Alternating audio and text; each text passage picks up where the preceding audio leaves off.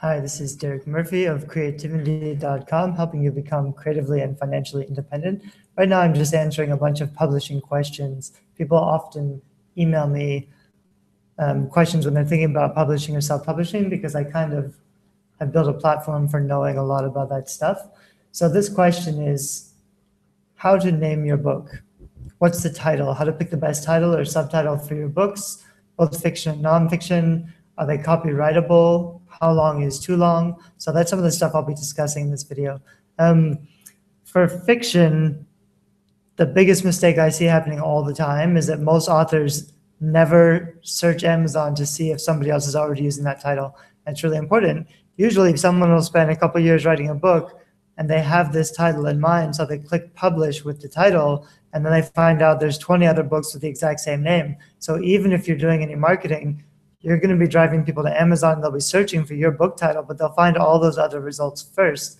And that's a big disadvantage for you. So if you have to use the same title, at least set yourself apart with a really clear subtitle. For fiction also, it's okay to use categories and keywords. A lot of fiction authors will say The Republic and then a subtitle, The Revolution Series, Book 1, but they don't put a lot of keywords. You really want to have keywords like, a dystopian action adventure series set in Los Angeles. You want to have a lot of keywords so that people can discover your book. So it's okay when you're thinking of your series title or your subtitle for that Kindle, they've got a title and then a subtitle category, an item box. You can put in a bunch of keywords, kind of a long tail keyword phrase that maybe isn't exactly the subtitle of your book, or maybe it's not on your book cover, but it's usually okay to choose a subtitle that has a lot of keywords. For nonfiction, it's easier. You do a lot of keyword research and you find a title that has a lot of those keywords.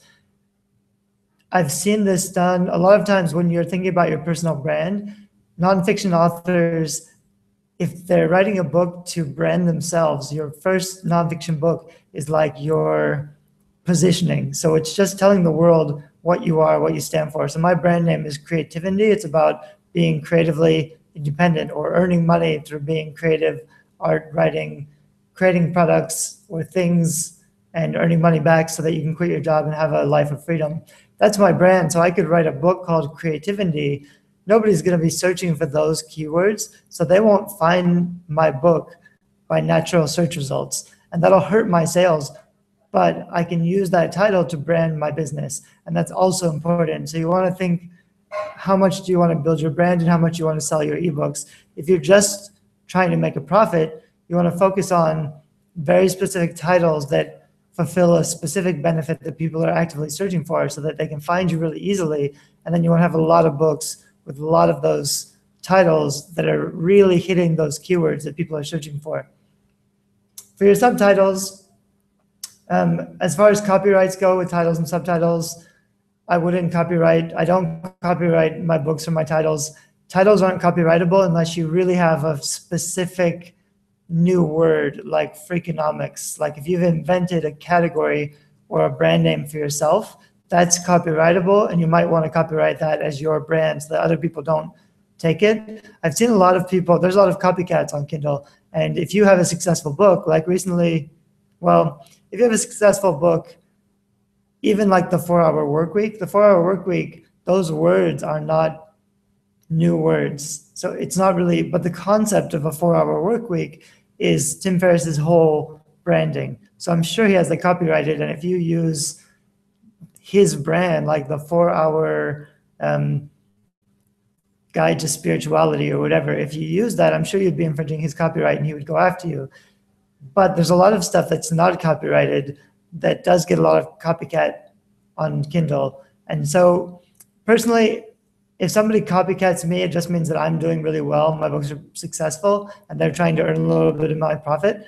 They probably won't be very successful at taking fans away from me, because if they're already familiar with the names of my book and they're looking for me, they already know about me, so they're going to find the right books. But you want to try not to, I mean, what a lot of people don't do is they just don't even look on Amazon to see if that title is taken, and that's really important. So make sure your title, your category, your subtitle, it's not totally done to death, and you don't have a lot of books that are matching exactly the same title that you want to use. You also want to have your title be something that's really easy to say. A lot of times, like my first book, if you pick something that's hard to remember or hard to pronounce, that really limits your marketing, because maybe somebody liked your book and they want to recommend it to somebody, and they're like, yeah, I read this great book. What's the name? I don't remember. It's something like this. That's killing your marketing. So you want to make sure it's really clear, easy to say, easy to remember, and also pretty obvious about the topic. If your title doesn't quite get it and doesn't make it obvious enough, you need a really specific subtitle that makes it exactly clear what this book is about, what's the benefit. Even for fiction, this is a paranormal vampire romance erotica. I mean, you have to be very specific with what you offer. If you are doing fiction, usually it's possible to convey the specific genre with a book cover art. So if you have a book cover that makes it very clear this is a vampire erotica romance, you don't need to have those keywords in your subtitle. But if you have more of an abstract book cover that doesn't say anything, which you shouldn't really have, then you need to hit those keywords in your subtitle, because your book cover, before they ever click your book cover to get into your content and read the summary, they have to know pretty clearly what your book is about. And that's what the cover is for. The cover, the title, the subtitle, together, they work to tell readers exactly what your book is about before they click over and read everything else, all the further information.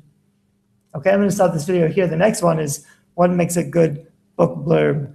So if you want to find some more answers to common publishing questions, you can look down on my channel and watch some more videos. Thanks. Bye-bye.